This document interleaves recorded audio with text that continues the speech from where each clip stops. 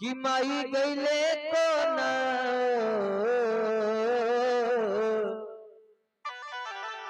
कि दुलरा के फाते रे करे जबा कि दुलरा के फाते रे करे जबा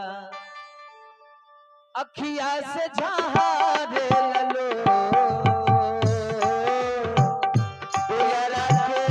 फाते रे करे जबा अखिया से झारे ललो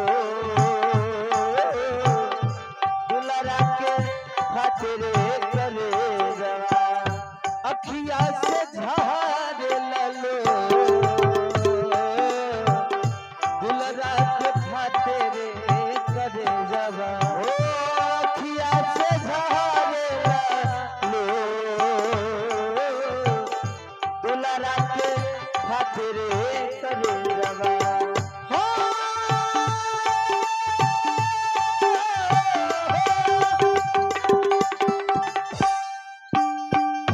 माई माई रोबेले बबुआ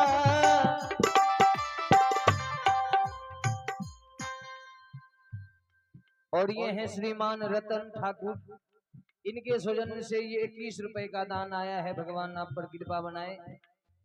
मंगल कामना करते हैं। बहुत बहुत धन्यवाद, बहुत बहुत साधुवाद रतन ठाकुर जी।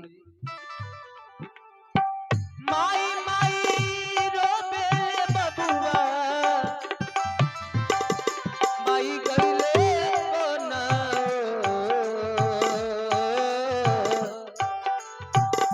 दुलरा के फाते रे करे जबा दुलरा के फाते रे करे जबा अखिया से झारे